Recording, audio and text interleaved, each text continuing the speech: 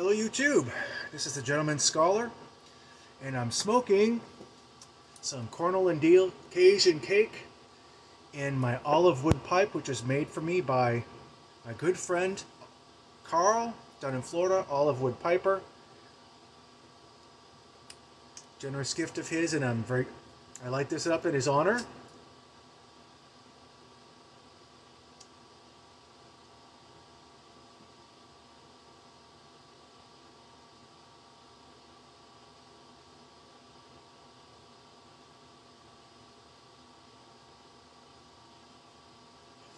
Getting it going. I just wanted to say hello. How you doing?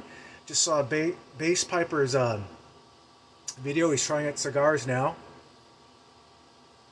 and he's really taken with them. I got a handful upstairs. I might try one out next. Small ones.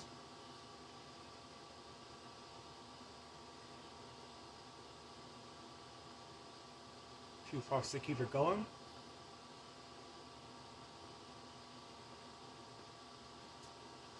Bass Piper says he's doing the leap over to VERO. VERO is like a less commercial version of Instagram. It's not bogged down in ads and everything like that. It's slowly growing by word of mouth. So I joined it like last week, and I'm slowly building a following. So basically, right now it's free, but I think they might be charging for the service eventually. So get over there before that starts happening. You'll be grandfathered in. At least that's what I was given to believe. But VERO, V-E-R-O, it's a lot more streamlined, and it's a lot more well, just nicer looking than Instagram is. But I'll still be on Instagram anyway, because I'm sort of a social media whore at this point, like a lot of us are. Excuse me.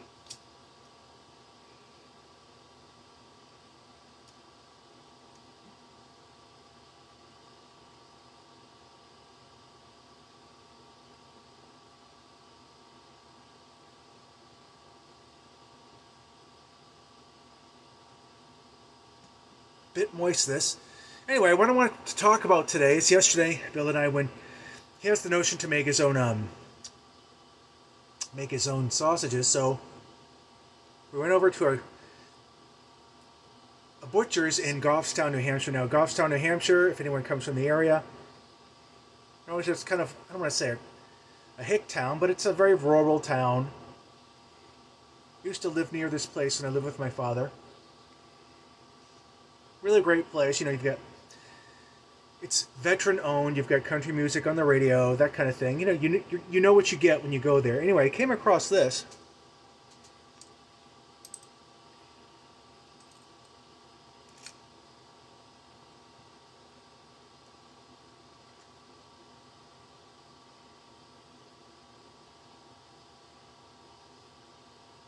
The General's hot sauce, 86% peppers. In every bottle, veteran owned, and it's also local to New Hampshire, so I had to pick one up. I mean, look at that packaging, will you?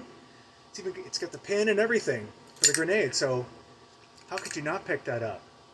It's like $10.95, maybe a little steep, but come on, I just had to. I mean, I wonder how much the marketing, the marketing costs alone, the packaging. Excellent, so I can't wait to try that out. Put that over there. Got to keep the fire going, my friends. How y'all doing? Hope you're doing well. Summer is fading. September is upon us. Soon it'll be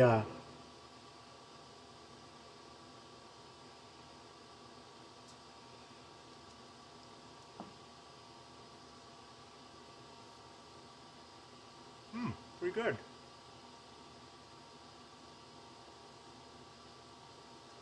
I thought this was going to be stronger, but I guess I'm wrong. I'm smoking this on an empty stomach, so we'll see what happens in a couple of minutes. I wanted to talk to you about my latest reading interest. Bill and I are recently rewatching Deadwood again, and if you've never seen Deadwood, please do yourself a favor, pick yourself a DVD set or Blu-ray set. You see it in Walmart for like 30 bucks tops. And it's as if Shakespeare wrote a Western, complete with the high language and the low language all in between. And the first time I saw it, when I met Calamity Jane, played by Robin Weigart, when she first used the, well, I'll just say it, when she first used the cocksucker word, pardon my French, no, not that word, sorry, the other C word that women don't like to be called by, when she used that word, you ignorant, I nearly got blown back into my seat. But that's not all Deadwood is. Deadwood is a fine Western that does not hold anything back when it comes to language, when it comes to just depicting how it is, like all the piss and all the mud and all the frickin' horse apples mixing in with all that crap. It spares nothing. So see it if you have a chance. It's excellent. It ran 3 seasons on HBO about 10 years ago. And this is probably my 5th or 6th time through it. If you like Westerns, you'll find yourself rewatching it during the course of your life. Just like I said, this is probably my 4th or 5th go-around. Okay, keep it lit. Either I'm talking too much, or it's just too moist. Anyway, just give that a break for a minute. This is my latest reading interest. It's called Straight Outta Deadwood. It's a compilation of the Weird West. It's a weird Western. Now, the Weird Wild West rides again. Now, a weird Western is very simply the Wild West trope right here, married up to a horror, supernatural, or a fantasy trope over here. And that's pretty much all it is, really, and some are better than others, but the undisputed king of them probably has to be Joe R. Lansdale. And this is the first book I read. I'm reading the second one, Straight Out of Dodge City, or no, yeah, Straight Out of Dodge City. And his story was easily the best one I've read, first one out of the box. But like I said, if you're tired of traditional westerns, you want something a little new to shake up the formula, the Weird Western is the way to go. And after this, I probably am going to read the 3rd book. I have to order it up. And I don't know. I never liked westerns until my dad showed them to me. I'll try this up one more time, and then if I don't get it, then never mind. Hold that thought.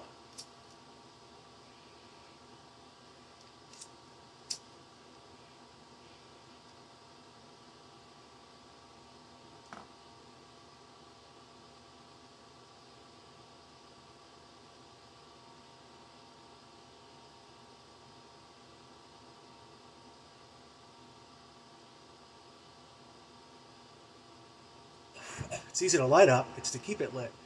But my dad got me into westerns. I didn't like them when I was younger. There weren't any superheroes in it or any science fiction elements in it.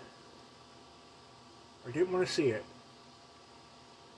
But then one day, I saw Pale Rider, and I got hooked. Clint Eastwood movie. Stars in it. I believe he directed it too. So I said, hey, there's some good stuff in this genre. So, of course, I, watched Unforgiven, all that stuff, and I told him this, I told my friend in Scotland this, but they both came to me with the same answer. My favorite Western of all time was Lonesome Dove, and I'm like, what the hell is this Lonesome Dove stuff? I know it was a TV series, but that was it. But then I finally got my dad a gift of VHS, where it was all on one 6-hour cassette, and he wore that down. And I saw at least 2 or 3 viewings with him when I saw it, and I absolutely loved it. It's not a traditional Western in the sense that, gunfights at the OK Corral type thing. It's really about the path not taken, life regrets, that kind of thing, and it just happens to take place in the 1880s. You've got Tommy Lee Jones in it, Robert Duvall, Danny Glover, Angelica Houston. Just based on those alone, if you watch those, they're like 4 2-hour episodes. You watch them, you'll be hooked into Westerns for life. And then, of course, before that, also based on Larry McMurtry books, the prequel to that is Dead Man's Walk, where they first joined the Texas Rangers. Mr. Arquette, whose first name escapes me, plays a young Gus. Then we go ahead in time a little bit. We go to Comanche Moon. You have Steve Zahn playing Gus McCrae and Carl Urban playing Captain Call. Lonesome Dove, of course, the tentpole of them all. Then you go over to Streets of Laredo, which is essentially Captain Call's last adventure, played by the great James Garner. Sissy Spacek is also in it.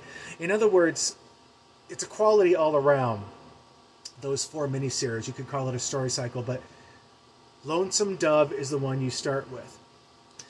And but anyway, I saw that with my dad, and I was completely and utterly enamored with the genre. We started watching westerns together when I lived with him on TNT. Like, played nothing but westerns on Saturday, so we're seeing Wagon Train, we're seeing The Rifleman, we're seeing Gunsmoke and Bonanza, and of course the other network's answer to that. Was it The High Chaparral? I forget which. It's one Lee Majors was in, and Barbara Stanwyck. But anyway, we just glutted ourselves on these westerns, and I just absorbed them. And I'm far from being an expert, but you know that Time Life book set? My dad had that. My dad has since passed away, so I inherited his Time Life Old West book set. Of course, before that happened, I already bought myself a set at a used bookstore, complete with the index. So I have yet to read one of them because, you know, they're kind of big and you can't really take them along. But I look forward to diving into that because I'm learning a lot. Even by reading these stories, I'm reading a lot. Like, take, for example, when someone in the West greets you like this, it's to let you know that their gun hand is empty. Because everyone was kind of on a trigger finger.